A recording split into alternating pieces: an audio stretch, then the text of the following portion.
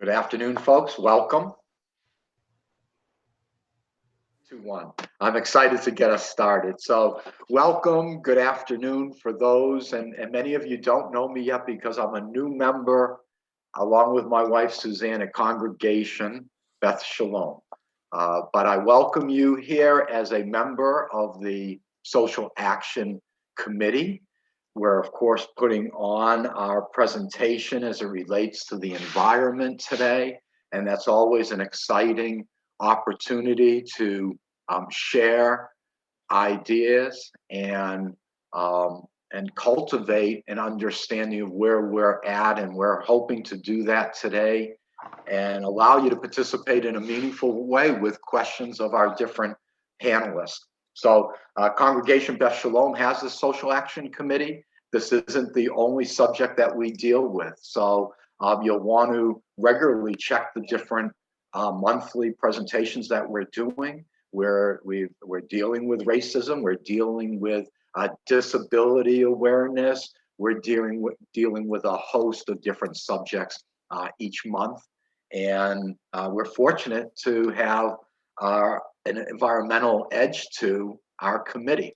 Many of us have grown up with environmentalism in our lives. And today you're actually going to be able to share a little bit on that as well. But we all start at some point, and some of us start a little bit later in life. Some of us start early. Sometimes it's one thing that somebody says that sparks you or another individual. So creating awareness, building on that awareness, and then leaving today and doing something with it, you've got to do that. And I know you will, because you probably wouldn't have been here otherwise.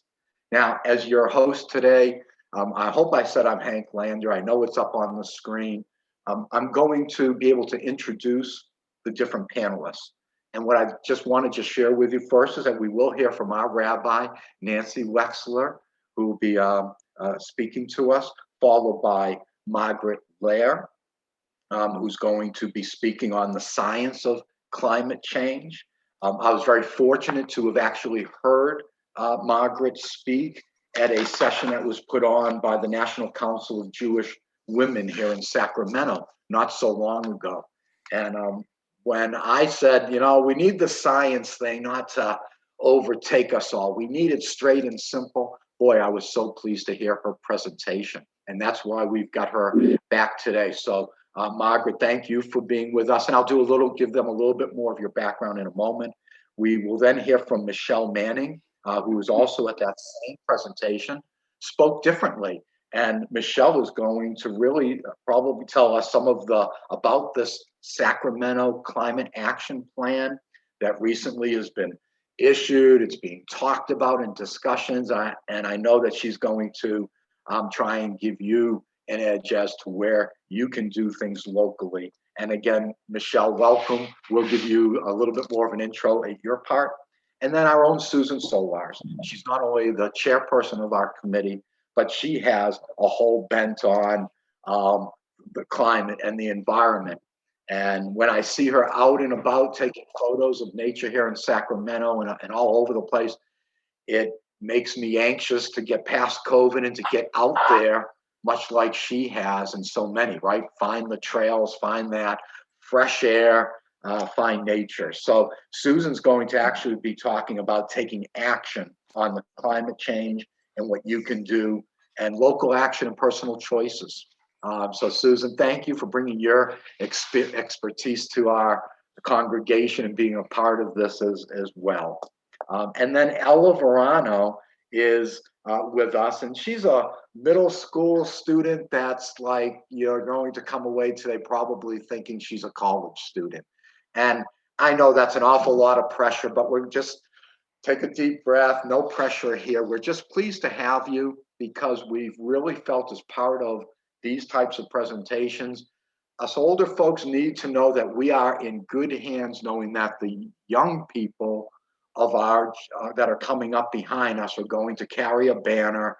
They're going to make actions happen to give us the faith that everything that we're doing is not going to just end and stop there. So I am going to be able to have introduced each of these individuals during the program. We are then going to have Q&A, so you'll actually be able to ask some questions. And then we're going to finish with what I hope you'll find is an inspiring video by Amanda Gorman, who's had some recent fame based on her poetry and her style. And I think that you'll enjoy that as well. I'm going to kick it off before I introduce Rabbi Wexler with one particular thing.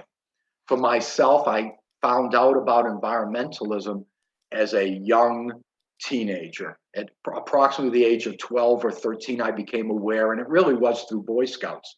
So I'd been in Cub Scouts and Boy Scouts for some time, and it wasn't really until many years later that I got hooked. I was hooked because of President John F. Kennedy asking us not to ask what the country can do for you, ask what you can do for the country. But I've been reminded by this several different times. And as we count the Omer, I'd like to say that Rabbi Tafron, he used to say, "It is not thy duty to complete the work, but neither art thou free to desist from it." And what they meant from to complete the work, it may not be given thee to complete the task called for, but that is no reason why it should not be attempted.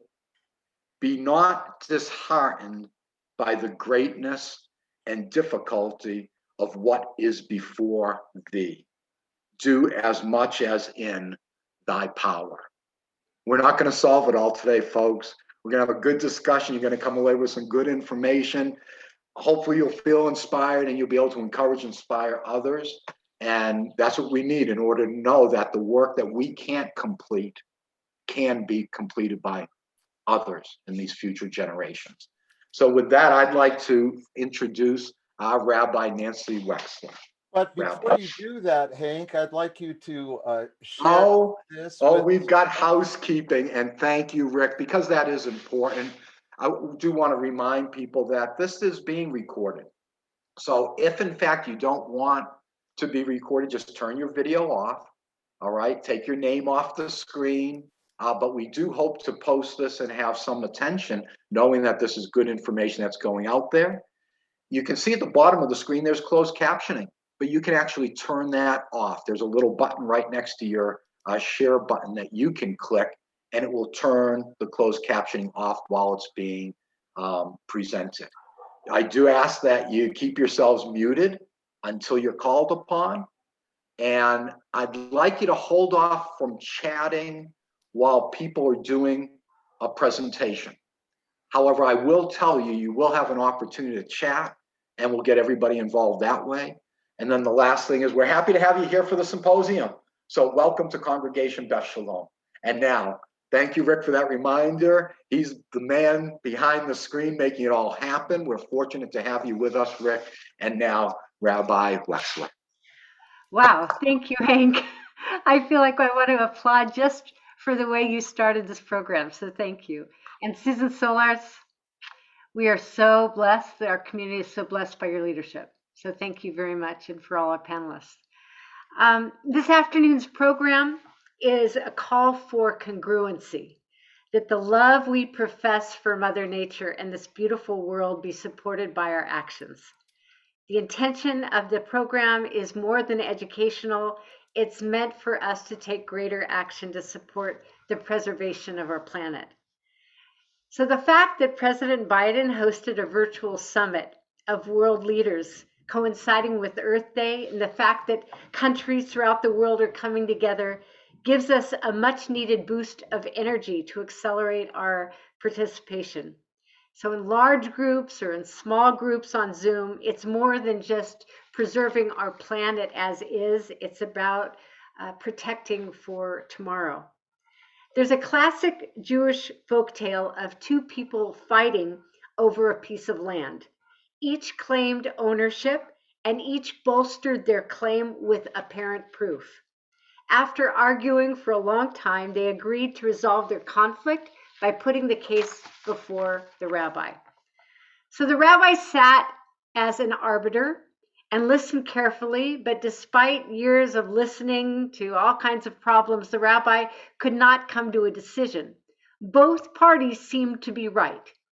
Finally, the rabbi said, since I can't decide to whom this land belongs, let's ask the land. So the rabbi put an ear to the ground and after a moment stood up. My friends, the land has said that it belongs to neither of you, but that you belong to the land. We are called Shomrei Adamah, watchers of the earth. The Torah relates that humankind was related on earth in part to care for it. The Talmudic concept is called Bal Tashchit, and it means do not destroy. It was developed by the rabbis as an assertion that God's holy ownership of the land is a gift, and that we show our commitment by preventing further destruction and degradation of it. As it says in the Midrash, do not destroy my world, for if you do, there will be nobody after you to make it right again. From the Musar tradition, we speak of achrayut, a difficult word to say, but the concept is responsibility. Achrayut, to preserve, protect, and nourish our planet. It's not someone else's responsibility, it's ours. These climate change gatherings, either international or local, are about owning our part of the covenant of being here. So this is our prayer. Dear God, we pray for our world. We are grateful for our interconnected web of life. We pray for climate justice. May our world leaders, our national leaders, our local leaders, our neighbors, and all of us be bold to learn and to act, and let our actions honor the gift of creation. As President Biden said in his comments at the virtual summit, time is short, but I believe we can do this. And I believe that we will do this. We really have no choice. We have to get this done. May our meeting today be one of honor and blessing. Amen. Thank you, Rabbi Nancy. Both your words and those of President Biden are certainly ones we should take to heart. We have to act now. And we're going to get started. So the first opportunity you have to chat is right now, because I'm going to ask each of the speakers as they present to post for us their favorite place to go in nature. I'm going to put mine in right now, Vernal Falls over in Yosemite. But if everybody just go to chat right now and put in that place you want to go to be in nature. And I know you may need to get on a plane to go there, right? But that's okay, pretend anyways. But we'd like to now just share what everybody's thinking. So I'm going to go ahead and put mine in. Vernal Falls, Yosemite. There's an overlook. I should probably put that in. All right. So we've got any national park. Big Sur. Thank you, Jeannie. I love that. American River Trail, folks. It is so close to us. Thank you, Rosie, for putting that in there. Fern Canyon. Haven't been there, but I'm going to have to ask you about that.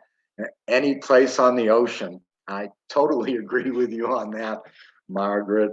The Redwoods. We've got that on our list for the summer. Agazu Falls. I'm going to have to hear a little bit more about that because I don't know. Rabbi Nancy, Suzanne and I are getting to love Mendocino. Yeah, I've got a big picture there with me out at the beach. And that's how we're supposed to feel. We're supposed to get connected to these places. Susan's local, William Pond Park, just a half mile from my house. So listen, I thank you all for being involved. These are the places we're protecting. This is what it's all about. It's these places and the thousands of others that we go to in our lives. So thanks for sharing. I see another Mendocino County. And now, without further ado, I know Rick's going to help me out here. He's going to pin Margaret Lair. So, Margaret is going to be speaking about the science of climate change today. And you can simplify things, you can go way over the top, and I promise you, having heard Margaret's presentation, she really does it in such a way that explains things. And I get why. She was a high school science teacher, right? So when you're giving a message to high school students, you've got to aim high. You got to keep those students at the higher end of the class involved and in tune, right? And we still need to reach the others and bring them up. So you go for the middle of the cloud. She's probably done this. I haven't read the book yet, but so I think maybe since she's retired, she wrote a book with her son Jeffrey, Demystifying Climate Change. And I looked it up, and it's about an energy story on science, history, threats, and opportunities. She didn't ask me to do, but it is available on Amazon. And I believe that this comes about because of her experience, both as a science teacher and the degree she has in nutrition and biochemistry. So I welcome you, Margaret. We're pleased to have you here with us. I probably saw the place, but remind us just before we get started, what's your favorite place as you come off of mute that you mentioned? I gotta go. I'm the one that talked about the oceans. The oceans. There you I'm go. trying to get out there right now. So Yeah.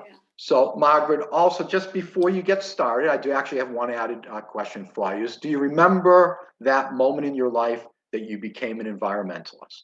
I mentioned I was 12 or 13. It had to do with Boy Scouts and stuff like that. But did you have your moment? I can't remember a single moment. I think it's always been sort of in my blood. I think the moment that got me into climate change was the birth of my grandson. I realize when we bring children into the world, we want them to have a better world than we have. And I realized I was not doing that. We are giving them not a better world. So that was kind of the moment when I decided to become involved in climate change. Right. Well, thanks for sharing that. And now I look forward to your presentation. I'm sure that Rick is setting you up to be able to share screen as well. Thank you. Okay. Hang on. I'm always a little surprised when this works. It kind of scares me.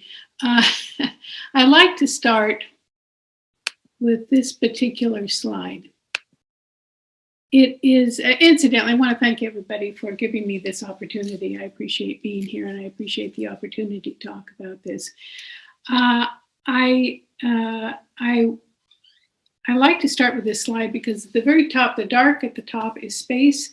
The dark at the bottom is the Earth. This is a picture from our International Space Station at sunrise, and it shows that blue line, which is our atmosphere.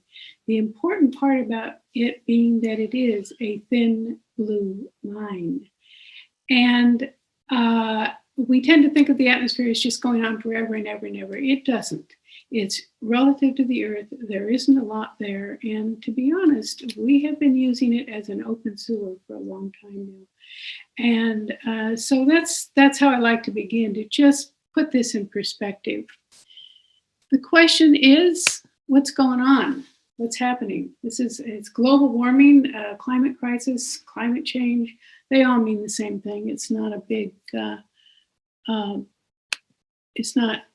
we don't need to argue about titles. I want to talk about the science because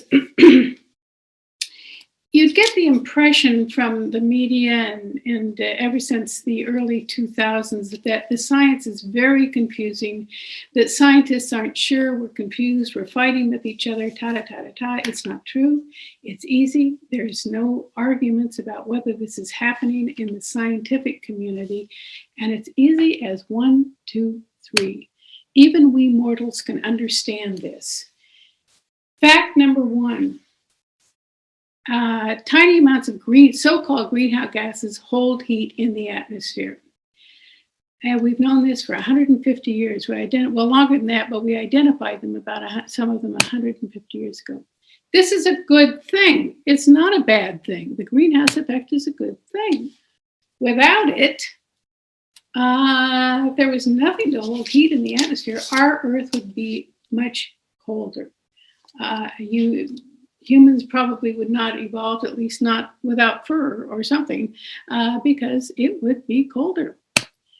In fact, the small amounts of greenhouse gases create the so-called greenhouse effect that keeps the Earth at a livable temperature for the current life that we experience. And the most important of these gases, you've all heard of it a million times, is carbon dioxide, otherwise known as CO2. And here's a nice picture of it, or a schematic of it, in case you're curious. There are other greenhouse gases that are important. The big ones are water, methane, nitrogen oxide, and chlorofluorocarbons. All of those are natural materials except the last, which are man-made. They are all important. They are not quite as crucial as CO2. If we could get our CO2 under control, the others largely would come along for the ride. Fact number 2. First one, we know that greenhouse gases do in fact warm the atmosphere. We have been adding carbon dioxide to the atmosphere and oceans we're currently adding about 30 to 40 gigatons, that's billion tons per year. Now, the carbon cycle, that is carbon dioxide cycling into the atmosphere, back into life, back into the atmosphere, is frankly what keeps life alive. It's a very important cycle. But right now, we are adding more into the atmosphere than the natural cycle can remove. And as a consequence, it is building up in our atmosphere and our oceans. So how is this happening? Well, anytime we use fossil fuels, which nowadays, it's hard to believe that 150 years ago, we didn't really use very much of this stuff. Nowadays, it's everything. Transportation, electricity. I don't know about you. When the power goes off in our house, we all, have an apoplexy or something. Construction, manufacturing, plastics, agriculture, put some of it in there, heating and cooling. These are air conditioners here, in case you're wondering what that picture is. Entertainment, even entertainment, Zooming right now, we're using fossil fuels in a indirect manner through the creation of electricity. And the consequence of this is shown on this graph here. And this is a very common graph that's been kicking around, but it's actually also quite accurate. This number up here says 400,000 years. That's a typo. Sorry about that. I did that. This graph actually goes back to 800,000 years, but it looks pretty much the same from 400,000. Doesn't matter a lot. This is the amount of carbon dioxide in parts per billion in our atmosphere. And again, we get this, these are quite accurate from ice core data. You can see that over the last 800,000 years, it hasn't gotten below 160 parts per billion or above. At one time, 350,000 years ago, it hit 300, but it's been below that. The reason it goes up and down is there are natural cycles. People talk about things happening naturally. Yeah, you can see it's on fairly natural cycles, but here's where we kicked in with the Industrial Revolution, and you can see that this is pretty much off the chart with regards to the amount building up in our atmosphere. We are currently up to the latest measurements I've heard about 420 parts per billion per million, in the atmosphere. The third point of the science is that there is an inevitable result, and that is that the atmosphere, oceans, and the land are warming. How do we know this? Well, because we measure it in numerous ways, thousands of places, countless times over many decades. We measure it in space, we measure it in the oceans, we measure it in the high ocean, low ocean, on land, in the air, and there is no question that the overall temperature of our planet is going up. And in fact, since the Industrial Revolution, it's gone up 1.2 degrees centigrade, or about 2.2 Fahrenheit, which doesn't seem like a lot, but it is, and it's getting worse. Another way to present this is average temperatures since 1880. The line at the center where it says 0 degrees, well, it wasn't 0 degrees, that wasn't the temperature. That was what we're going to call that our baseline. And it was the temperature, a general average temperature in 1950. Before 1950, you can see that the temperatures were generally lower. As we proceed along the decades, they are getting higher. And finally, after about 1980, the temperatures are going up rather quickly. And if we compare this, you look at the black line, similar graph, you look at the black line, that represents the carbon levels in the atmosphere. You can see the correlation. This graph, this is another way to present the same thing, really, is of summer temperatures that have been taken around the world. Now, they present a typical bell-shaped curve. Any particular, well, this is actually data from 1951 to 1980, and we expect a good, it's called one standard deviation, that doesn't matter what it's called. We expect a good number of people to be average, pretty much average. This is the way summer always is. We also have quite a few places that any summer will have a warmer temperature than usual, and some that will have cooler. This is what it was in 1950. This is, in 1980. This is the years, data from the years 2005 to 2015. And you can see that our temperatures have moved over. We have a whole new category called extremely hot now. We still have some places have summers that are cooler than usual, but a lot fewer than we used to have. This used to be the average. Now the average is in slightly warmer than it used to be. We can present this in a lot of different ways, but the bottom line is carbon dioxide holds heat in the atmosphere. Humans are adding a great deal more of carbon dioxide, and the Earth is warming. These are the three basic points, and frankly, scientifically, there simply is no disagreement about this.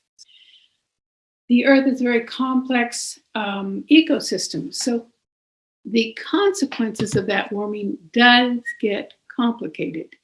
And it is there that we need to keep researching to figure out how fast, how soon, how severe it will be, and what the actual consequences will be as we learn more and more about our Earth. But let's see. But some of the consequences here are basically extreme weather. That's the one you hear the most about. This is a picture of Texas in January, somebody's fan. The cold weather, you would say, well, that's not global warming. Well, in fact, it is. For various reasons, we do have areas that have actually gotten colder. Overall, we're getting warmer. But shifting rainfall, decreased water, melting ice, warming poles, rising seas. The changes in ecosystem that happen too fast for life to adapt. And here's a point I want to make. The Earth has changed climate many times in its existence. There is no question. But when nature does this, it happens over a long period of time, thousands and hundred thousands of years, to change temperature dramatically. That gives life a chance to evolve to the changing conditions.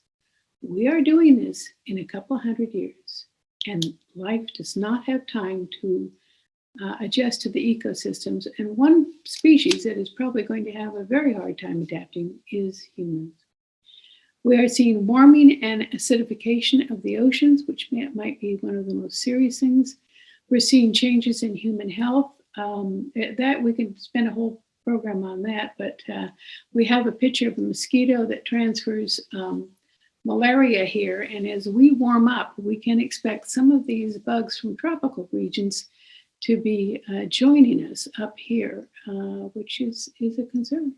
But there are other health concerns as well. One of the things that we often hear is, well, we've always had extreme weather catastrophes, and that is quite accurate. This information, incidentally, this graph comes from insurance data, and the insurance people, they keep pretty good records of this kind of thing. But we have always had serious extreme temperatures, droughts, fires, floods, mudslides, and storms. The difference is, if you'll notice in this 36-year period, is that we are having significant increases in these. And in most cases, they are more severe than they have been. Not always, but in most cases they are. So yeah, these things have always happened, but they're happening more often now, and we are expecting more in the future. Now, consequences of consequences. This is called tipping points.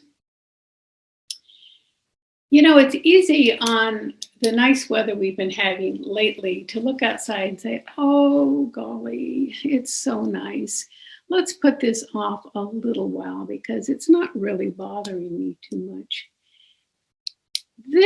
The thing that we need to be concerned about, and why we say we have a small window, is something called tipping points. And tipping points is that moment in anything when change is irreversible. It is off the reservation. It's just going to keep getting worse no matter what we do. A couple of examples. Last chop by the woodcutter. You know, once that tree starts going, better get out of the way. You're not going to stop it. Those of you that are cooks, the hard crack stage in candy making. Well, you know, once you hit that, I'm sorry, that's the end, at least for that. This is what worries scientists. This is why they talk about a closing window. As recently as a decade ago, it was felt that these were pretty far in the distance, hundreds of years or thousands of years.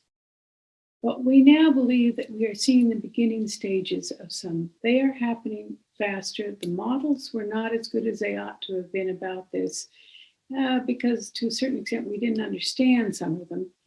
And so they are coming on us. And this is why we cannot leave it to the next younger generation because we need to step up and do something.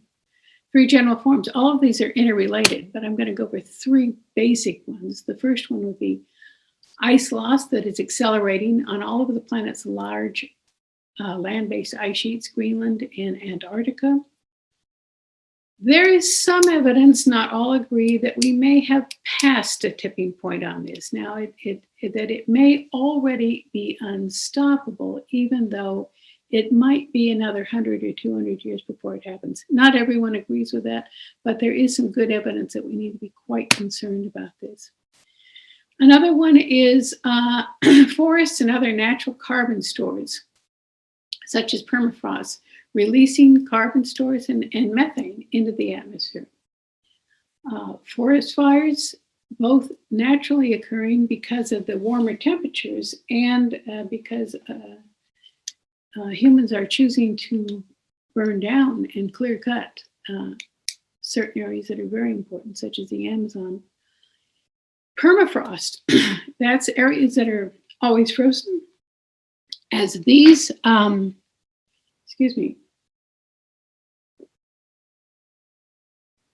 as these thaw, they do release great quantities of methane and CO2. This is a concern.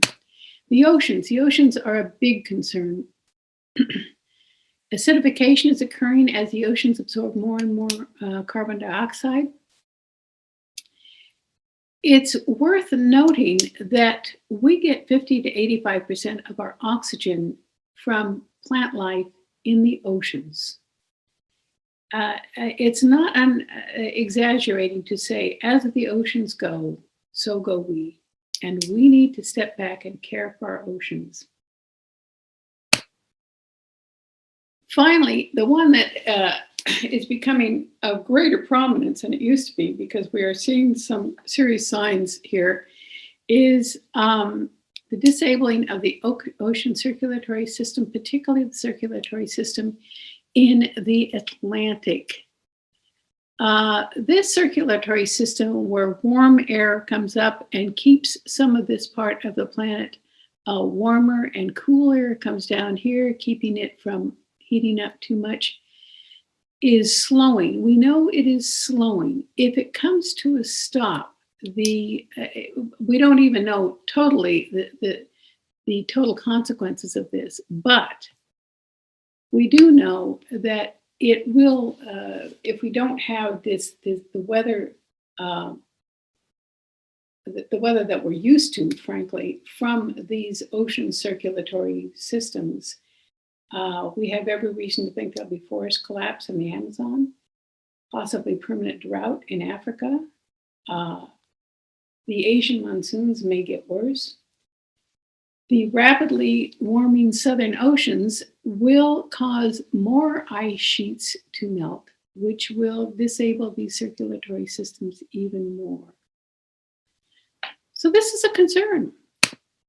This graph is a little bit, I don't know, but it's a little hard to figure out what's going on here. But basically, what we're saying is this represents the ocean circulatory system. These are factors, the loss of ice in Greenland, the forests in the northern parts of the continents, are causing are affecting the circulatory systems, which are then going to affect things like the Amazon, coral reefs, and other areas. They are all interrelated.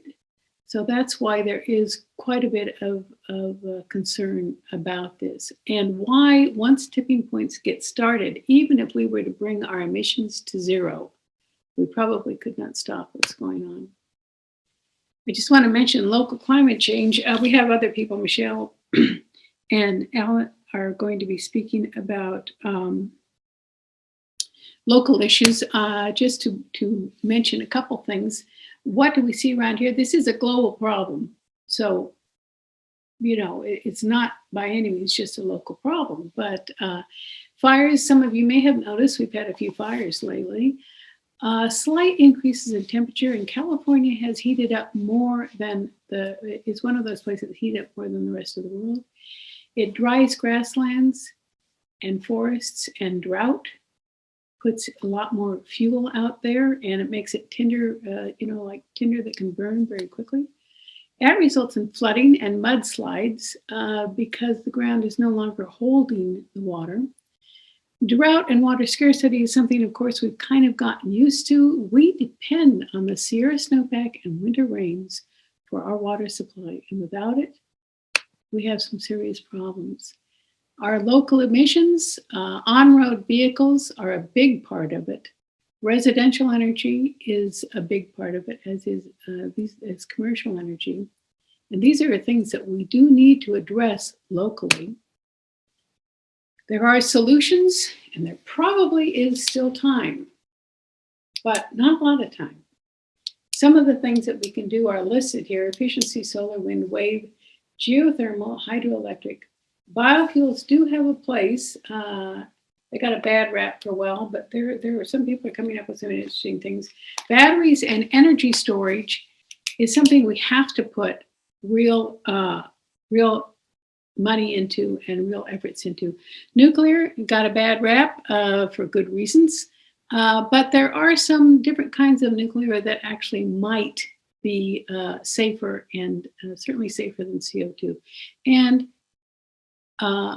new ideas on the horizon. Now, the thing is, we have done this kind of thing before. We have the technology already, and we could develop more. We have the money, we have the resources. What we need is the political will. We need to change our priorities. Just as a little point, according to a recent article in Esquire, the F-35 airplane is coming in at about $1.7 trillion, and it still doesn't work. Is that really where we ought to be devoting $1.7 trillion right now? It's just a little bit of a priority, FYI here. We have done it before in wars, building the atomic bomb, going to the moon. building a 100-story building. Do you ever think about that? The effort that goes in, the research, the effort that goes into these things, and the money is staggering. And we could do it now to save the planet. This is not a partisan issue. I'm sorry that it was made a partisan issue. It's a survival issue, and I don't care whether you're a Republican or a Democrat or Greenpeace or whatever you are. This is going to affect us all, and we all need to get on board. Just a quick piece of art here. This is a Spanish artist, a piece of art in Berlin. The title he gave it is Follow the Leader, but most people call it Politicians Discussing Climate Change. It is time for the posturing and endless discussions to end. And then I want to leave you with a quote. We are the first generation to feel the effect of climate change, and we are the last who can do something about that. And by this generation, I would include the various generations we have in this meeting. Some of us are getting up there, and there's some of us that are young and really are going to feel the most of it. But we all need to work together and to make a change here. I want to leave you with my email. We may not get to all questions, but I always want to be able to answer someone's questions. And if you do have a question that we don't get to, I would be more than happy to email you an answer. So with that, I am finished. And Margaret, I would say that I appreciate you may be able, people have their mutes on and stuff, but I think that we're all thankful and appreciative of what you shared here. And we will have an opportunity for some questions afterwards. I know that you're also locally here, a member of the Environmental Council of Sacramento. Can you just speak for 1 minute about that, about either what your specific duties are or about that group? well, I think you're talking about the Ecos Board. And Yes. to be honest with you, I'm still trying to figure out what I want to do with them. I'm actually doing some things for some other groups as well. Ecos is very concerned with the local issues and with legal challenges to a lot of local things that are going on right now. I'm quite new to the board, and so I'm still trying to find my own place and my own way in there. So I can't really give you a very inspiring lecture about my duties there. Well, you didn't actually have to, but what you shared with us is that whenever we join these different organizations, it's our opportunity to assess how they're put together, where we may be able to take our personal skill set and help them. So it's not a bad thing to sit back and see what it's going and then make that decision. So, we learn different advocacies in different ways here. So that was a good little lesson there. Thank you. Thank you for what you shared. Much. You're welcome. Michelle Manning, you're up next. And again, I know that we went through the list of locations pretty quickly that people wanted to go to.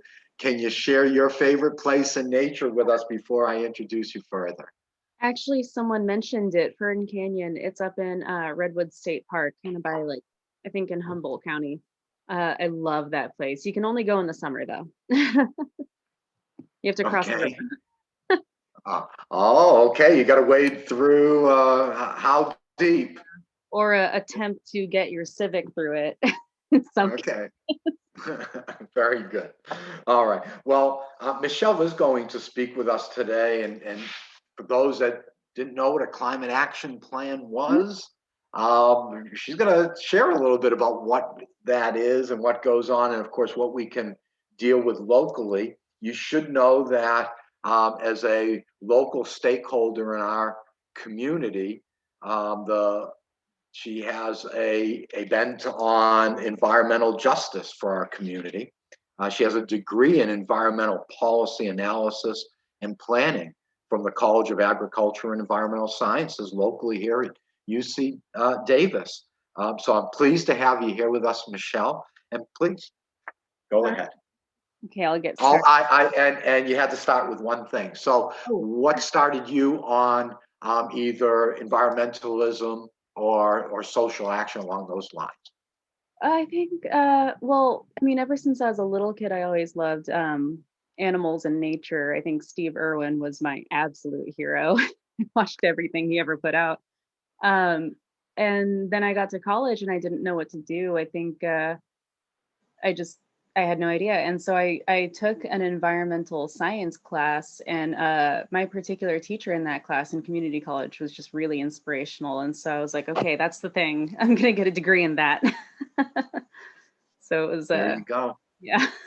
That's great. Well, thank you. You know, I remember Mr. Ratley was my environmental science teacher, and he was the first person to get me to actually go down along the coast of Salem, Massachusetts, along the rocks, and dig out sea urchins and things like that.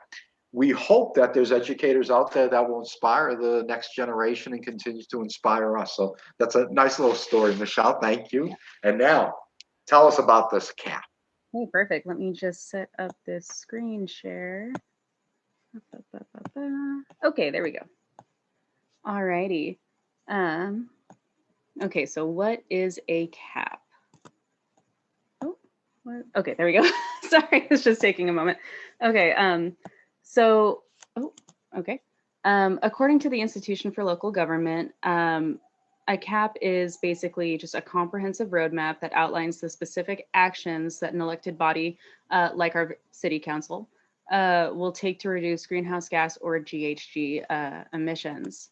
Now, as our region grows, we put stress on our environments in two basic ways. Margaret actually went over them in more detail, but basically it's transportation, which is the single largest source of greenhouse gases, and then building and development. Now, especially as development sprawls outward from Sacramento, that necessitates even more transportation. So a strong climate action plan really can help us mitigate the effects of these industries, and it can ensure a better quality of life for all of us that live here. Okay, so you can find so many different policies in your standard climate action plan, and they often go a little bit like this, you know, provisions for electric public transportation and car share, you know, to address that transportation issue. Something called urban greening, which is the planting of shade trees and green landscaping. This helps bring pollinators back to the local environment. It also helps lower the street level surface temperature. Surface level temperature. Sorry. We have infill development, again, addresses the transportation problem, and then provisions for updating older housing to be more eco-friendly. You know, I can't speak for everyone else on this call, but me, I live in an older apartment, and my heater that I'm looking at right now was built in the 60s. It is neither efficient nor eco-friendly. So why we need a cap is because it puts the power in the hands of the people, essentially. It gives communities the ability to participate in how we regulate our region to ensure sustainability, to improve the environment, et cetera. And it can be more than just a sum of its policies. It can be used as a tool in order to achieve a short-term and a long-term goal. So our short-term goal, I'm just going to move around this here so I can see what I have written. Our short-term goal is to improve the quality of life here in our county. And an especially close look needs to be taken at the needs of our low-income communities and our communities of color. And these communities typically overlap. In these areas, the effects of climate change really tend to hit harder. We're going to do a quick segue into environmental justice. So according to the EPA, environmental justice is defined as the fair treatment and meaningful involvement of all people, regardless of race, color, national origin, income, with respect to development, implementation, and enforcement of environmental laws, regulations, and policies. So everybody should be able to get involved no matter what. Also, according to the EPA, this goal is achieved when everyone enjoys the same degree of protection from environmental and health hazards and equal access to the decision-making process to have a healthy environment in which to live, learn, and work. So why is there a special focus in the short term on taking care of our disadvantaged communities? Because we don't have environmental justice yet. Consider the difference when you walk down the street in West Arden Arcade, and then when you walk down the street in East Sacramento? Do you prefer the concrete hellscape or the really beautiful manicured neighborhood? It's kind of not even a real choice. And what happens when we don't spare a thought for all the members in our community? The result is that these systems in place that perpetuate racial and economic inequity will also begin to perpetuate environmental inequity. You'll see baseline housing become worse due to inadequate housing, poor medical access, pollution. Public infrastructure is typically worse in our environmental justice challenge communities. You don't have as many public services. Bus lines notoriously will go out of service and never return. And then individuals that live in these places, often lack that financial cushion to escape, the hot summers or to pull through the natural disasters that occasionally come our way. 1 second. And so the bottom line for a lot of us that care about environmental justice is that we believe, especially here in our county, it should never adversely affect the health of you and your family to live in one neighborhood over another. We should all have the same quality of environment to enjoy. And that brings us back to the long term. So the far goal of our CAP is to do our part to lessen global warming, essentially. Extreme heat, fires, floods, and extinctions that have been brought on by climate change are being experienced worldwide. And our county is not immune to these effects. I mean, we've experienced the extreme heat, we've experienced the fires, we've experienced floods. And to shamelessly steal a term, we all need to do our part to bend the curve to a safer place.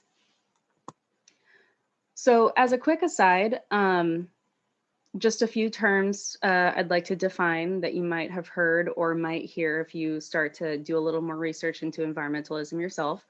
Carbon neutral refers to the production of net zero carbon dioxide, meaning carbon dioxide produced in one area is going to be offset in another.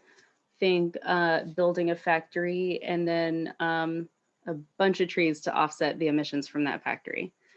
Carbon zero refers to the production of absolutely no carbon dioxide. And then net zero refers to all greenhouse gases declining to net zero. So that's going to be carbon dioxide, methane, nitrous oxide, etc. And now these are admirable, if very lofty goals. It's what we hope the future looks like, because it would be the only way to actually end global warming, but that's far in the future. So how we make sure a climate action plan works for us in our community is kind of the same way you make sure a diet's on track. You got to check the scales and make sure you're heading in the correct direction. Accountability really needs to be built into this CAP. We have to ensure that the beneficial policies that can aid our communities don't go unmanaged or unchecked, as is notoriously the case for many climate action plans. And most importantly, the public needs to participate in this process. So what you can do, you can make yourself heard. You can comment on the draft of the Sacramento County Climate Action Plan. You can let your policymakers know what you think of the contents and what you want for your community.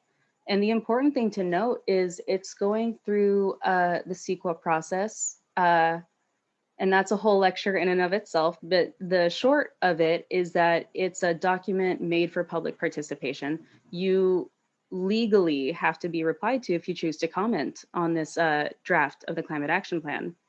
And so here is an address that you can email some comments to, climateactionplan@saccounty.net. Since this is being recorded, you'll be able to see this later if you wanted to go back to it. Where you can learn more, here's a few more links. It's kind of link heavy. You can watch the progress of the Climate Action Plan as it heads towards its final stage. You can really just check in and see if it's a tool that can work for you and your community. And then what else you can do? You can support organizations that fight for strong climate action plans. Organizations like 350 Sacramento, ECOS, the Sierra Club, Citizens Climate Lobby. All of these are very actively engaged in the push for climate action and environmental justice, and they are good resources to check in with too. If you don't feel like reading a couple 100-page log document, they often have the key points distilled, and you can get your environmental news there. Oh, last slide. Oops, sorry, forgot about that. Well, thank you. I'll stop this screen sharing. Michelle, thank you for sharing that. Before you do put your presentation away, could you maybe go in and do a copy and a paste of those links into the chat for a moment? Oh, and then folks can. Yeah, I can do that. I don't think I can do that while I'm screen sharing. Okay. That's all right. Yeah, but I'll add that.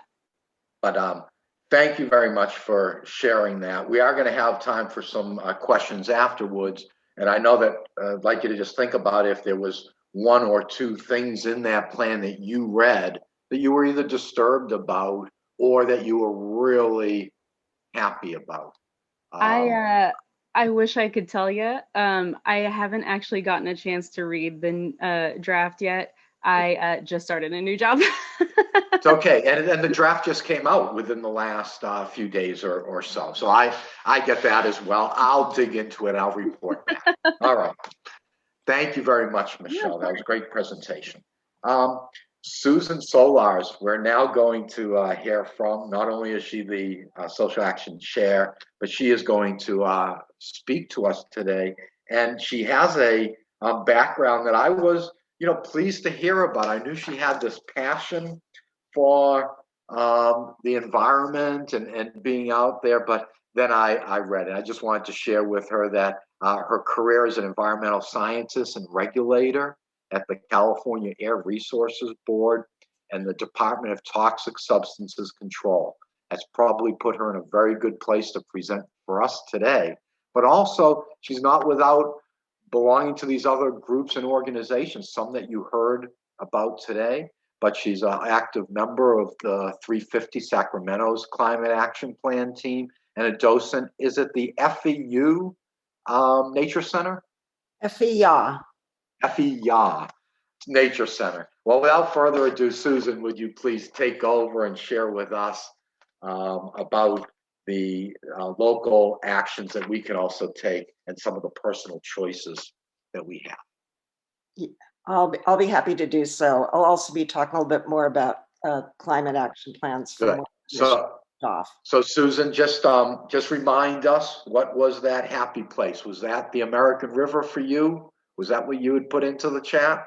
Yes. So because of the pandemic, I haven't been traveling that much. So I've been spending a lot of time on the American River, which I love and is a beautiful place. And I think we are very fortunate here to be able to have such a lovely respite next to us. And in fact, this parkway is considered the jewel of our area. Yeah. And so, you made a career of environmentalism. What got you kicked off? You know what? It's actually in my talk. So okay, then I'm going to wait for it. Without further ado, I'm going to go ahead. And Rick is taking care of the slides. So if we can move to the next one. Thank you. So it's Earth Month at Congregation Beth Shalom. And this past week has been, was Earth Day. And as Rabbi Nancy mentioned, President Biden took the, I believe it was on Earth Day or the day before, that had a climate summit. And so what I'm going to be talking about here is how can you make a difference through personal action, political action, considering our social environment, and even how our own mindset can make a difference. I'll also be talking a little bit about some upcoming local events and some local organizations. So in our tradition, we speak a lot about tikkun olam, and literally that means repairing the world or restoring our earth. And so you may ask yourself, can an individual make a difference? Can we make a difference? What role do we have? The short answer is yet, but it's actually not so simple with respect to climate change, because even with our own individual actions, it really will take a much larger effort of political action and global action in addition to our own individual action. But let me start out by talking about our own personal, well, actually, I'll start out by talking about answering Hank's question. How did I get involved? Well, I grew up as an urban child. I grew up in Los Angeles. I started out in East LA, and maybe some of you here at Congregation Beth Shalom might be familiar with Boyle Heights in East LA.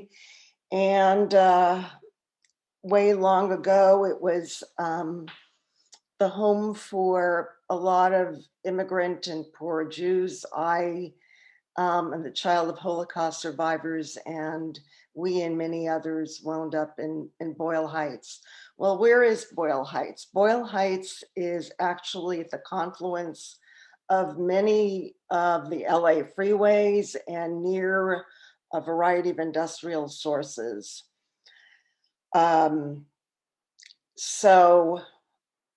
And in fact, that area has been the subject of some more recent studies related to the impacts of air pollution on childhood health. And when I grew up in the 50s, that was before people were really, thinking about this too much. Those of us in my time could feel it in our eyes and in our lungs, but no one really studied it. Nobody really understood it. So we just took it for granted. And in fact, for me, it wound up causing some long-term impairment of my own lung function. But what we didn't understand was that some of the greatest threats were in terms of climate change. Next slide. So actually, one other thing. Actually, can we go back for one more minute? Sorry, Rick, thank you. So in the very first Earth Day was in 1970, and I was in high school. I learned that air and water pollution were some of the most serious threats to individuals and to our planet. I also fell in love with nature after hiking in Santa Monica Mountains near Los Angeles, and I took a backpacking trip to the Sierras and dedicated my career to protecting the environment. But it wasn't really until the time that Al Gore wrote his famous book, An Inconvenient Truth, in 2006, that the public became more aware of climate change. And even when I was a graduate student at UCLA in the 1980s, studying air pollution, I learned about climate change, but as Margaret said, we thought it was many generations in the future. Next slide. But what we know now is that there's a climate emergency, and the time to act is now to reduce our individual, local, national, and global greenhouse gas emissions. And the left, actually going back to that, sorry, just want to say this, so that slide on the left shows some glaciers that I've personally seen, and that picture was taken in South America and Patagonia in Chile. Next slide, thank you. So what can an individual do? What choices can we make that might make a difference? First of all, some of the foods that we eat will make a difference. Having less meat, it takes a lot of energy and to sustain the agricultural that will feed cows Cows also produce methane by burping and belching. And also even our food waste, the way we currently get rid of it with our municipal waste releases methane. And in fact, Sacramento County will be developing a plan to collect food waste in the near future and to reduce our methane gas emissions. And methane, in fact, is even a more potent greenhouse gas than carbon dioxide. Transportation, as we already learned, transportation is the largest source of emissions in our area. Approximately 40% of our local emissions are from transportation. The cars we drive can make a difference, whether we use an electric vehicle or a hybrid. The vehicle miles traveled is a very important parameter that we're trying to reduce in our local environment. I'll talk about that a little bit more. We want to try to use alternative forms of transportation, walking, biking, taking public transit, and also the economic choices that we make, what we buy, trying to buy less, reduce, reuse, recycle, and also are investing in renewable energies and less in fossil fuel company can make a difference. Next slide, please. Our homes, as we also learn, buildings are a major source of greenhouse gas emissions. Where we live and whether we are close to work, school, etc., will make a big difference where we choose to live. And in fact,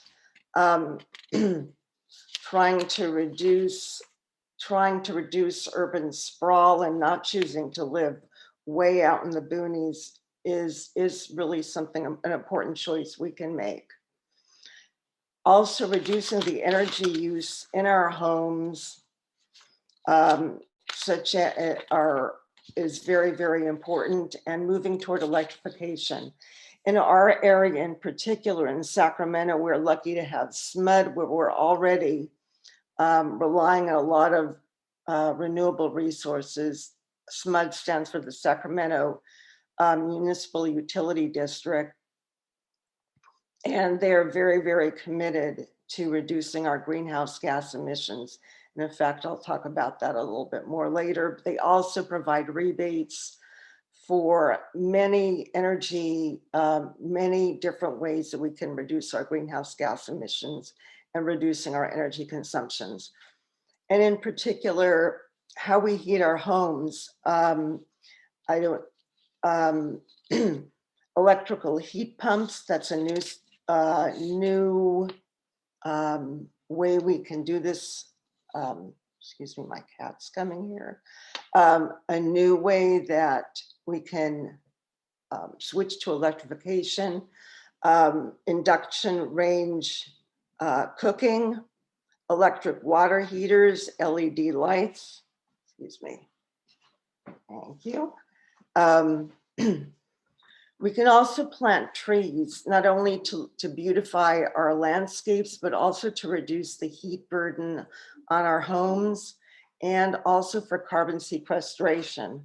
What that means is just one second, is trees take up carbon and CO2 in our environment. They also reduce air pollution. Okay. And I'm also providing a link, and I think Esther might be putting that into the chat, just one second,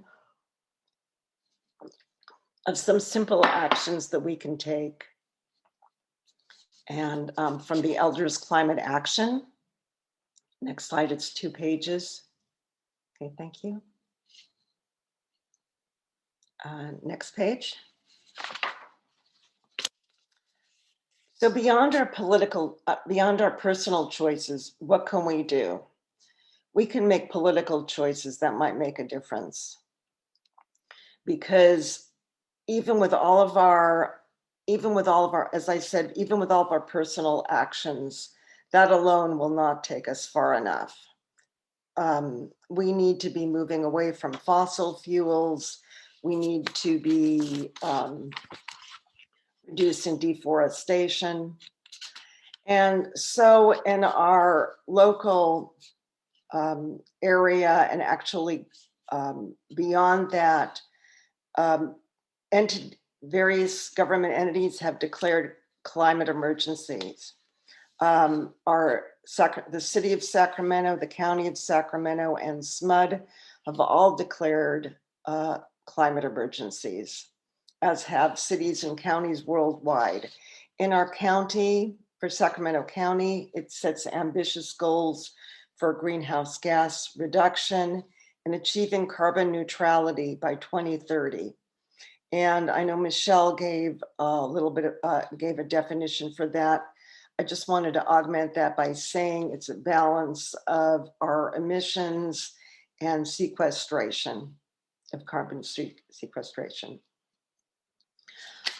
So how else can we take a stand locally? As Michelle has mentioned, local governments are now developing caps. In the city of Sacramento, they have done an enormous amount of work on climate change and taking a stand and adopting climate emergency. They've done extensive work on the Mayor's Commission on Climate Change. And actually, I did not provide a link for that, but you can look into that and find out there. It's very extensive work on many different ways that we can reduce greenhouse gas emissions in the city. But their cap is still under development. And in fact, some of the leaders in the city who've worked on their cap, in the commission, have urged the public to get involved, to encourage our city leaders to be more vigilant in developing their climate action plan. In the county, they started work approximately 10 years ago. There's been a long history of delay, but the first public draft was released for public comment. The comment period actually ended recently on April 9th. And I believe Esther has put into the chat both the link to the information about our county cap and to the cap itself. So what's happening now? What's happening now is that a second public draft is expected early this summer. There will be opportunities for more public comment and attend a hearing before the County Planning Commission. And then I believe there'll still be yet another draft or another hearing before the County Board of Supervisors this summer. So in fact, I have looked at the latest draft of the cap, as have a number of environmental groups, including the Sierra Club, ECOS, the Citizens Climate Lobby, 350 Sacramento. And we've consolidated at least some key concerns. And as Michelle pointed out, accountability is key. We need to have measurable outputs. We need to have timelines.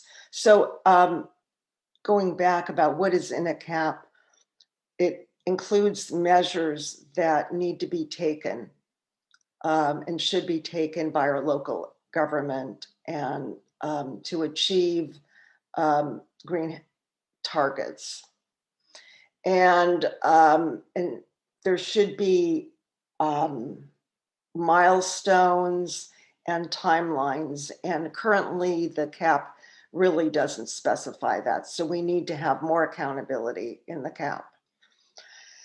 Another area where we believe that the cap should be stronger is in reducing sprawl. It's very important to ensure that our cities reduce the structure of our cities, reduce vehicle miles traveled, and reduce transportation impacts. So we want to emphasize infill development with more public transit near our homes and near sources of where we have our businesses and where we're going and where we're commuting. We also want to emphasize infill because of not only for greenhouse gas emissions, but also because of many of the area habitat. Many of you attended Jamie Nitel's presentation last month, or actually, excuse me, this month, on about biodiversity. So it's really important to not reduce the habitat. And if we could centralize our development in our central core, that will reduce the impacts to our habitat. Also, actually, I think I go on further. The cap should also, 2 minutes to go. Okay, I guess I need to speed it up. We also want to collaborate with the city of Sacramento and SMUD and some other concerns about environmental justice. Next slide. So how can you get involved? I think Michelle already gave you a link. You can read and comment on the next draft and attend public hearings. Next slide. We are lucky in California. We're on the forefront of environmental and climate regulation. And Governor Newsom just announced this week of his plans to end fracking by 2024 and to phase out in-state oil production by 2045. I just want to point out that the Religious Action Center of Reform Judaism has identified environmental justice as its top priority, and there's some opportunities for you to get involved. Okay, next slide. Next slide. I'm not going to go into detail about the Biden plan other than to say he's really taken a strong stand and has integrated climate change, equity, jobs, and the economy. Next slide. As we look to our future, we're going to need to look toward redesigned cities with a strong urban core and which emphasize walking, biking, and public transit, and green space and renewable energy. Next slide. I just want to say really quickly that I think our own mindset can also make a difference as we cultivate resilience, are open to change, recognize our interconnectedness with other people on the planet, learning about nature and being with nature. Next slide. I know that Michelle also talked about local organizations. These are some of the same organizations, as well as a couple more that are for some of the youth, the Sunrise Movement, Fridays for Future. Next slide. More local organizations. Next slide. I do want to bring up a few events that are coming up in the very near future. This coming week, Amibera is going to be hosting a climate change forum on the health impacts of climate change. And I think Esther is putting a link in the chat for all these events. May 3rd, if you're interested in the Religious Action Center for California. Again, the Reform Judaism. There's some opportunities to get involved. I will be tuning in on that. May 13th, there's another event put on by 350 Sacramento, Sacramento Breathe and others. Where there's smoke, there's fire, where you'll be learning more about health impacts of climate change. And that is it. Thank you very much for the opportunity to share information. Wow, that was a tremendous amount of information, Susan. Thank you so much. And I wasn't familiar with some of the different things that you shared with us. I did not know about the oil wells. I'll tell you, I've driven through the valley, and I would come home and I'd tell Suzanne I could taste the oil in the air. I mean, it's there, and that and the pesticides and things. So thanks for sharing that. We all have to worry about that air quality. One second, just one brief addition about the oil wells, in particular, that bill that I was talking about, that the Religious Action Center is involved with, is trying to establish a buffer zone between homes and oil wells so that people will not be exposed to the air pollution from oil production. Okay. Yeah. Thank you. Yeah, very well. Thank you. So we're as we move along in our presentation, we're really fortunate to have Ella Verano with us. She's not only a student at the Arden Middle School, but she's also within our Neshama education program at Congregation Beth Shalom. She's passionate about keeping our earth clean. Recently, she did celebrate with our congregation her bat mitzvah, where she comes of age as an adult. And this is an adult topic. Yeah, we want the kids to be involved too, but it comes to a certain point where you are able to hear something, take action, develop plans and the like. And because of the bat mitzvah, I believe, I got to learn about this charity that you were talking about, For Ocean. I didn't know about it, but because you were interested in it, I checked it out. And I said, well, this is a good cause. This is what people need to do. They need to share good causes in this world. So we're grateful that you're here with us. Maybe you are going to share a little bit about For Ocean, but we're going to just let you go at it. And of course, beyond this, I understand you've got a few other hobbies. You should know, folks, that she likes to swim, maybe right there in the American River. Not sure, but swimming, cooking, shofar blowing, she's doing it all. And that's what our congregation allows you to do, is to share with us and for you to be challenged. So I put you on the spot. Ella Verano, you've got the floor. Thank you for being with us. Hello, everyone. As you know, my name is Ella Verano, and I'm 13 years old. I'd especially like to thank Susan Solers, who has given me this great opportunity to talk to you all and give you my view briefly on our environment as a youth.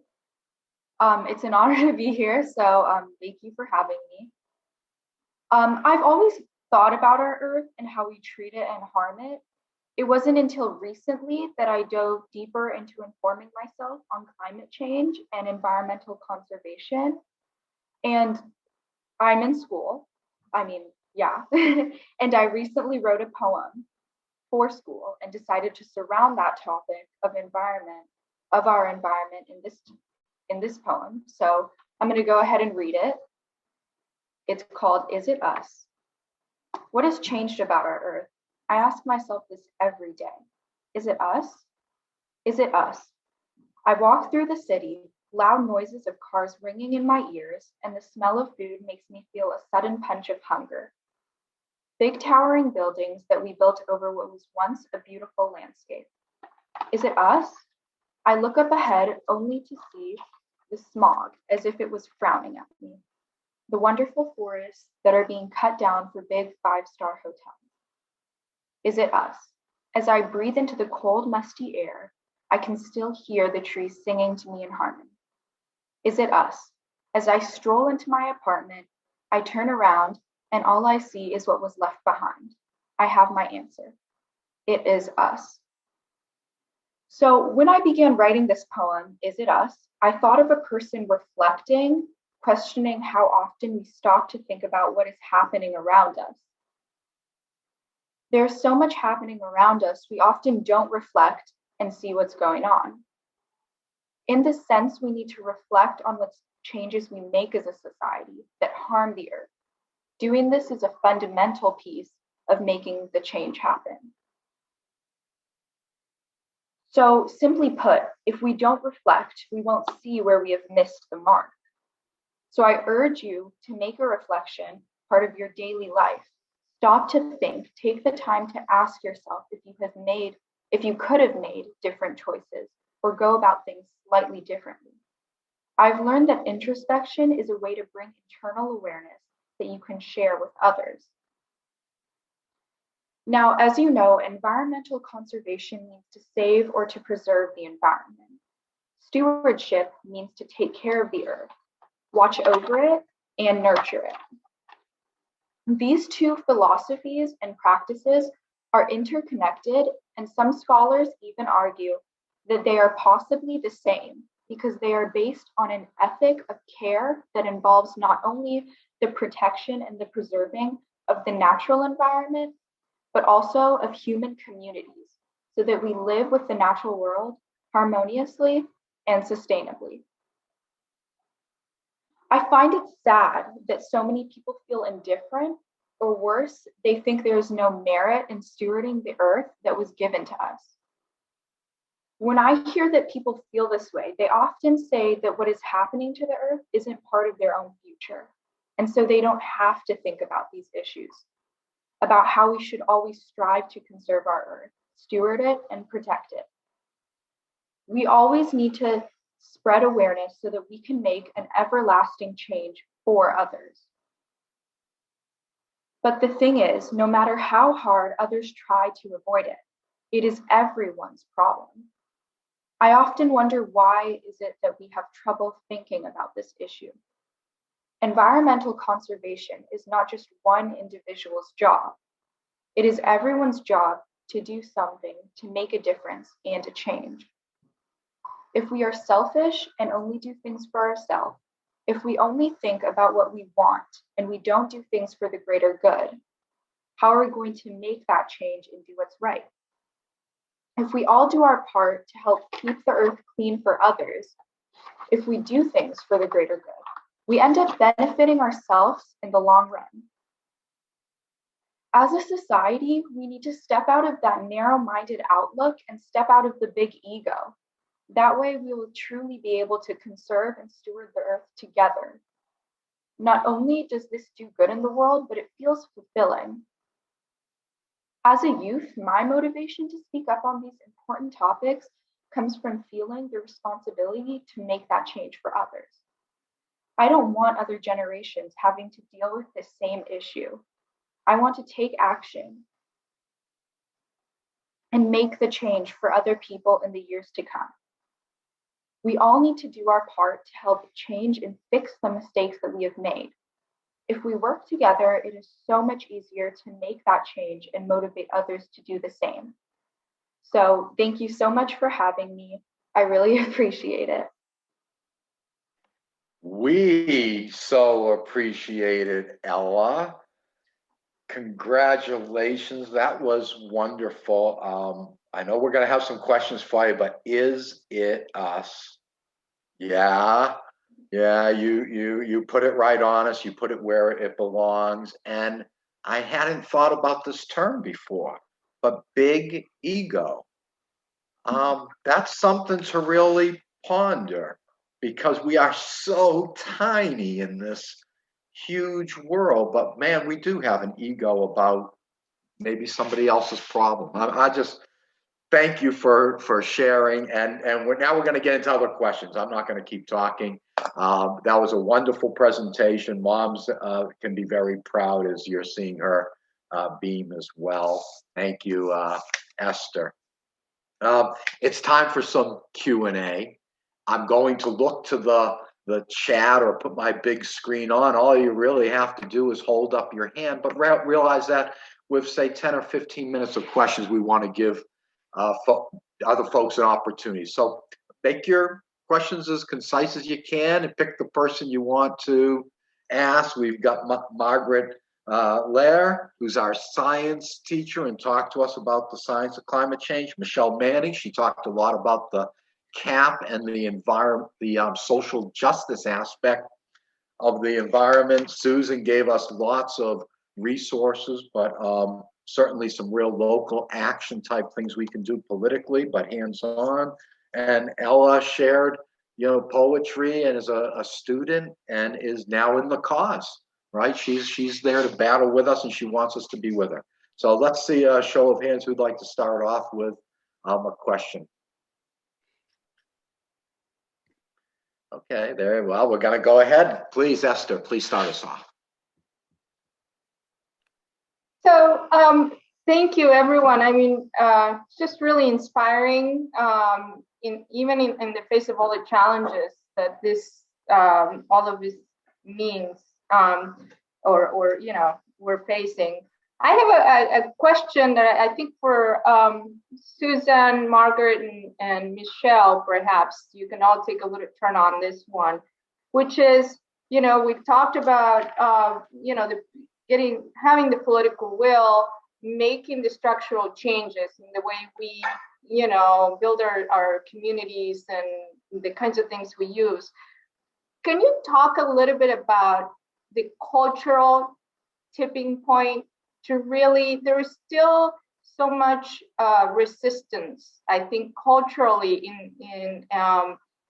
in terms of, really accepting that this is real to begin with. And secondly, to really change some of those really intransigent sort of aspects of American US culture about spending and consumerism and wanting more and wanting big things. So can you speak a little bit about that? Yeah. Margaret, you started off with that term, tipping point today. So all three of you have a shot at this, but why don't you get us started about that? Well, I'm sitting here trying to think. I just read an article by someone, and I can't think of who, and I can't think of where. But essentially, this individual said he felt that we are indeed reaching a cultural tipping point. But you're absolutely right that until we reach that tipping point, until we finally start getting people on board seriously, it's going to be hard to make any kind of serious political change. And we do need serious political systemic change. As far as how to do that, I think I don't have a good answer for that. I would simply say that I think not posing enemies. We don't need to make enemies of people who aren't on board. But we at the same time want to take opportunities to voice our ideas. But the other thing is, again, I think I'm not big on politics, but we do need to be expressing what we want to our representatives, because they are really making some very important decisions that will ultimately affect us culturally. But I think you're absolutely right that the tipping point that is the most important is the cultural one, and I think we are moving in that direction. So it's not a real good answer, Margaret. But it's the best I can come up with. That's great. Michelle, why don't you give us your perspective? Unmute, there we go. So unfortunately, because climate change was politicized, I would say irreversibly so. And politics is such a cultural phenomenon at this point that it's become tied a lot to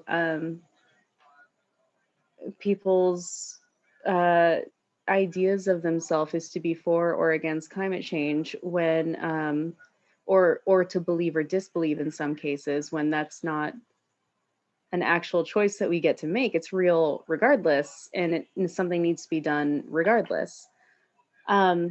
I think, the cultural tipping point, I think, is going to come when we make it very unpopular to not believe in climate change, kind of. I think that's when there is going to be a lot done for it because, you know, at the very end of things, like our politicians do what is popular among their bases. And so for it to become very popular to support this stopping of climate change will be good for politicians at that point. Also trying not to be too political. But yeah, it's a hard question. Well, I think you tackled it well. And Susan, you certainly, big part of your presentation today was, wait, you can be that voice. There's people to call, this and that, but why don't you tackle this tipping point? Well, actually, yeah, that was actually part of the slide that I didn't get to, which was how I believe that our mindset can really make a difference. And fundamentally, I think, you know, part of it is spirituality too, is really recognizing our interconnectedness with other people and other beings on our planet. And if we really do embrace and appreciate that, and getting people out into nature, teaching people about nature, teaching people about science education, climate education, the opportunities to be in nature is extremely important. Another thing is that I believe it's like 99% of scientists will agree that climate change is, quote, real. There's no scientific debate on that. So it's posturing, frankly, I believe, on the part of politicians to say anything different. And, you know, climate denial has had some economic benefits. There are people from, you know, that have the same people who denied the impacts of smoking. And I forgot the name of the film. There's a film, Merchants of Denial, I believe. Merchants of what was it? Doubt. Merchants of Doubt. Merchants of Doubt, which is an excellent book and film, which is on that topic of people who were climate deniers, and you know they've made a living doing that.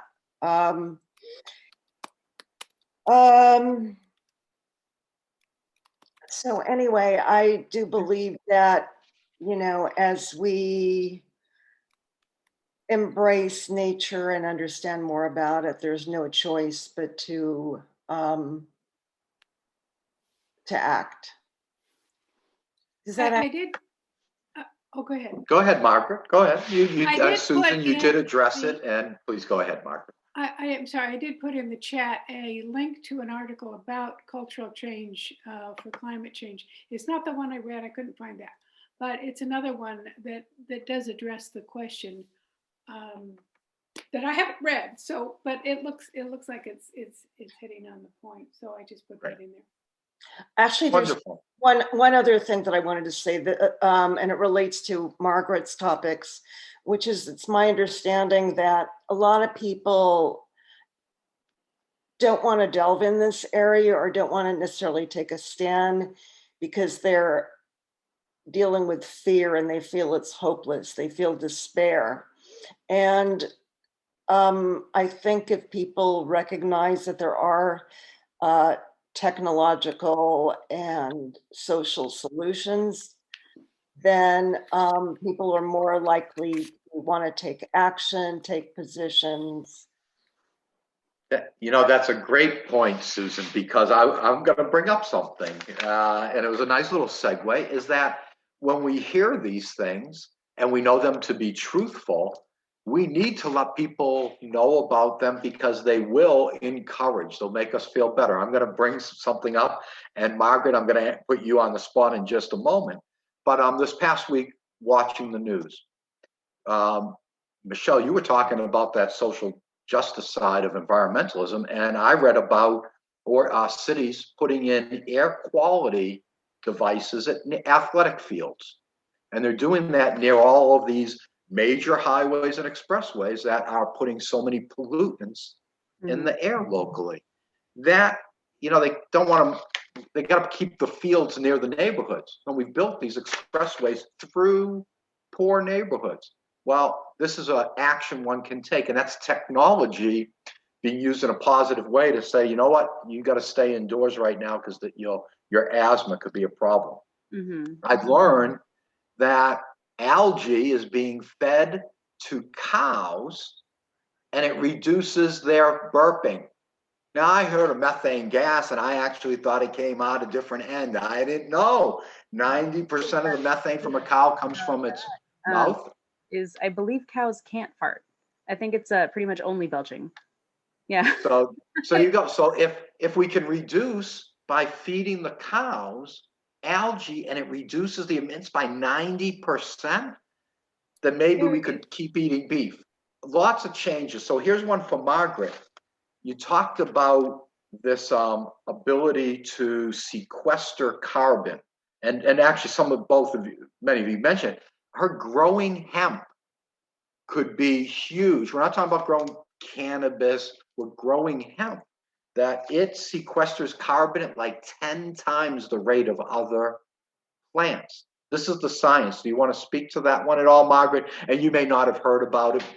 Yeah, I'm not aware of that for that. I do know that greenery, obviously, photosynthesis, it collects carbon dioxide.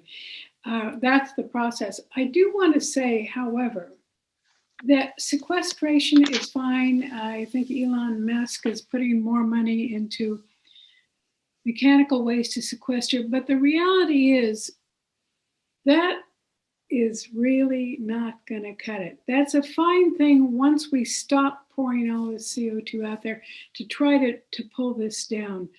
But sometimes I think the idea of sequestration is listed so that we can kind of in our mind say, okay, it's okay to go ahead and use fossil fuels because we're going to figure out a way to pull the carbon out. There are some very basic reasons in physics about the size of a CO2 molecule versus the size of the carbon that comes out of the ground. Why that will not cut it if we're going to try to take all the carbon out of the ground. It's not going to do it. So sequestration, good. Go ahead and grow your hemp in any form you want, but it doesn't give us an excuse to not go full force on stopping CO2 and methane. Great point. You're right about the cows and the methane. Algae, they're doing a lot of research actually over here in Davis.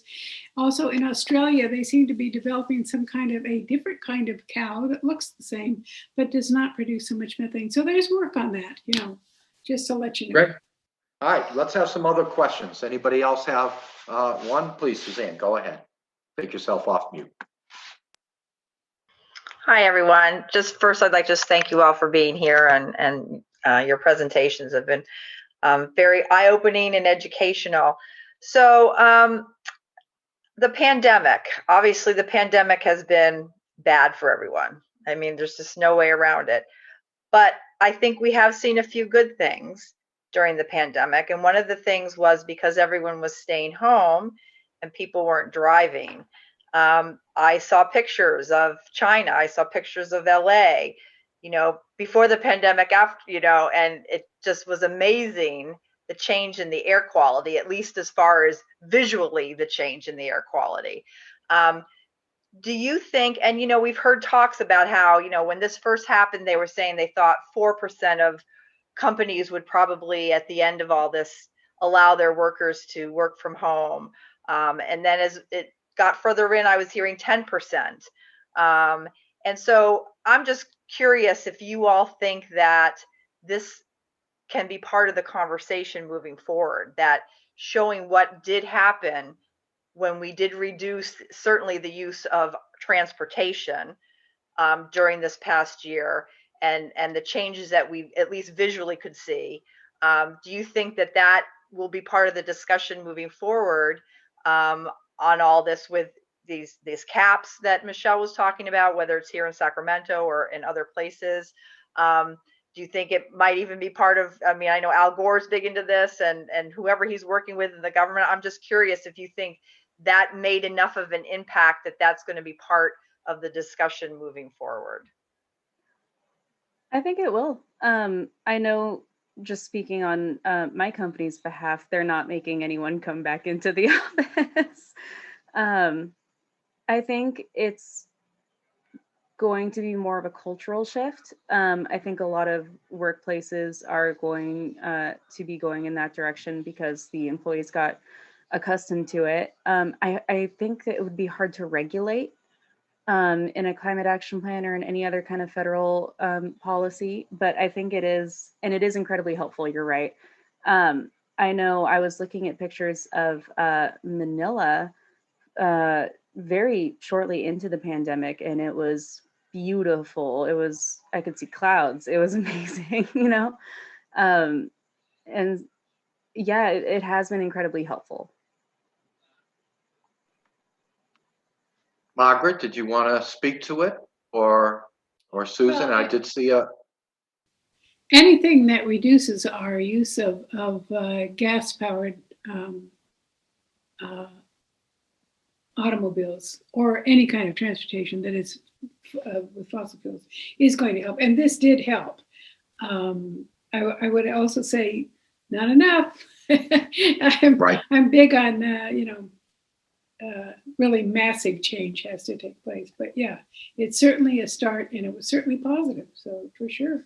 Right. And I didn't mean that this made a big I know you did. difference. I was just curious if you thought that this would perhaps move forward the needle a little bit more as far as the conversations and maybe some of these cities where the change was very evident, like LA, like, China. Yeah. You talked about Manila, Michelle. So I'm just wondering if people, when they saw this, if you think it maybe started making the gears click a little bit more, and maybe more so for the people who have not yet come around and feel that this is an issue. Yeah, I would just have to agree. And I think Michelle and Margaret said it well. But I think you raise a really good point, Suzanne. I think that moving forward, I think maybe that's kind of what I wanted to say, and even about societal change, that we will be seeing changes like that, just different paradigms of, how we work, how we live, where we live. So yeah, I totally agree with you, and I think you raise a good point. A picture is worth 1,000 words, and if we have before and after pictures and we keep showing them and saying, look at what we can have, it can be meaningful. Any last questions? Wasn't sure, Esther, that you had your hand up earlier. If you then I have one for Ella. I wanted to know that while the plastics portion was important to you, what are some of the other areas that teenagers are particularly interested in? And I know that you don't have these highfalutin talks and this and that necessarily. Maybe you do, but are there some other key items that you wanted to speak to about, or that are of interest to that age group? Not that you're an expert on. Well, I know that when I hear Michelle and Margaret and Susan talking, those topics that they spoke about are very interesting to me. I didn't really go in depth or have a lot of information about the topics because I'm just new kind of at this, I guess you could say. But yeah, what they spoke about, now that I get into it and I hear more about it, it's definitely something that interests me. I was going to ask, is there a way that we can do something within the schools? Do it just have to be parents talking to teachers and say they need to hear more about this? Environmentalism. I feel like schools need to talk about it more. It's kind of something that I don't hear yet this school year. In middle school, my teachers haven't really spoke about any of these topics. But I do remember in elementary school, teachers like clean up, pick up trash, no littering, kind of stuff like that, smaller issues, not really going into depth about it. But I definitely think that that's something that is very important, because when you inform the younger kids and middle schoolers and high schoolers, that's really what's going to help make that change, because that is the future. Thank you. Thank you for sharing. Go ahead, Margaret. We are the future. So, one of the things that is holding teachers back, and it shouldn't, and I think one of the things a cultural change we need to make, is to emphasize that this is not a political issue. They get accused of playing politics if they say something about climate change. That's nonsense. It's like playing politics if you teach about gravity. It isn't right. Now, if you teach about specific solutions, the Republicans were saying, all right, that's different. But talking about the science of climate change and what can be done about it, that is not political. And we need to be very firm every time we get a chance to emphasize that, because the fossil fuel companies have been so remarkably effective since about 2005 of turning this into a political issue. Yeah, great point. As a teacher, I know the pressure to not get into politics, and it's a good thing. But this isn't political. Very good. All right. Well, I'm going to ask each of our panelists if they'd like to finish up with any last statement before we go to our final little video. So, Margaret, I'm not going to make you finish on what you just said. Did you have any last words you'd like to share with our group here today?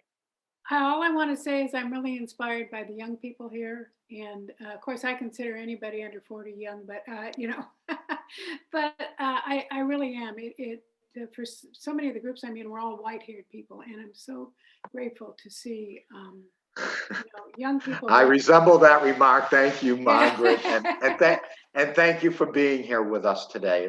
You were an important speaker and panelist, so thank you. Michelle, would you like to finish with anything today? I kind of wanted to go back to a little bit earlier when Susan mentioned empathy. I think practicing empathy has never hurt anybody. And I think all the people I've met that were very empathetic also cared about their world a lot more, about their environment and what they could do for it to help make it better for the people around them. So I think practicing empathy can be very important for society. Thank you, Michelle. And thank you for being with us. We do appreciate your time and the information you shared today. Thank you. Thank you. And Susan.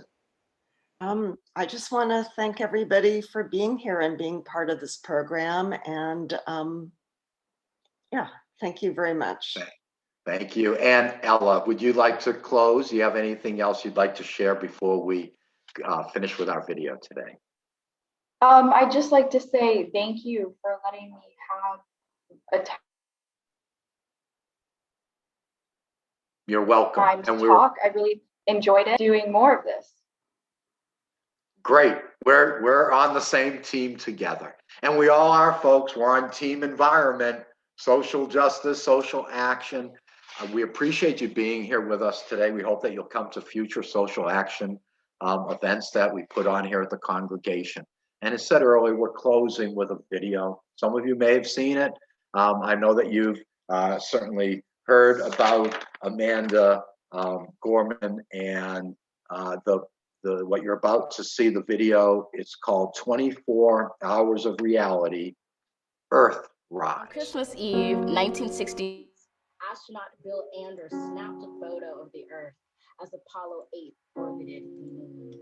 Those three guys were surprised to see from their eyes a planet looked like an Earthrise, a blue orb hovering over the moon's gray horizon with deep oceans and silver skies. It was our world's first glance at itself, a first chance to see a shared reality, a declared stance, and a commonality, a glimpse into our planet's mirror. And as threats drew nearer, our own urgency became clearer as we realized that we hold nothing dearer than this floating body we all call home. We've known that we're caught in the throes of climatic changes some say will just go away, while some simply pray to survive another day. For it is the obscure, the oppressed, the poor who, when the disaster is declared done, still suffer more than anyone. Climate change is the single greatest challenge of our time. Of this, you're certainly aware. It's saddening, but I cannot spare you from knowing an inconvenient fact, because it's getting the facts straight that gets us to act and not to wait. So I tell you this not to scare you, but to prepare you, to dare you to dream a different reality where despite disparities, we all care to protect this world, this riddled blue marvel, this little true marvel, to master the verve and the nerve to see how we can serve our planet. You don't need to be a politician to make it your mission to conserve, to protect, to preserve that one and only home that is ours. To use your unique power to give next generations the planet they deserve. We are demonstrating, creating, advocating. We heed this inconvenient truth because we need to be anything but lenient with the future of our youth. And while this is a training in sustaining the future of our planet, there is no rehearsal. The time is now, because the reversal of harm and protection of a future so universal should be anything but controversial.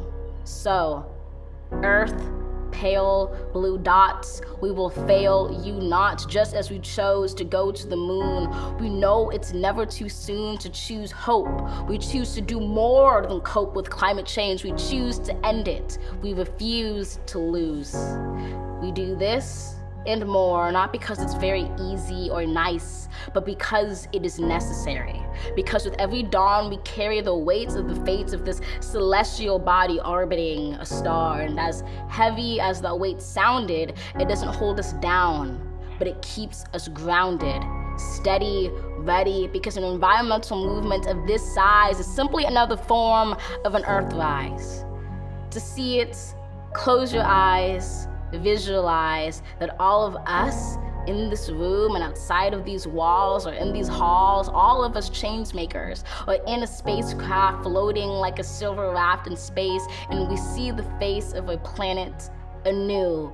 We relish the view, we witness its round green and brilliant blue, which inspires us to ask deeply, wholly, what can we do? Open your eyes, know the future of this wise planet is right in sight, right in all of us. Trust this earth uprising, all of us bring light to exciting solutions never tried before, for it is our hope that implores us at our uncompromising core to keep rising up for an earth more than worth fighting for.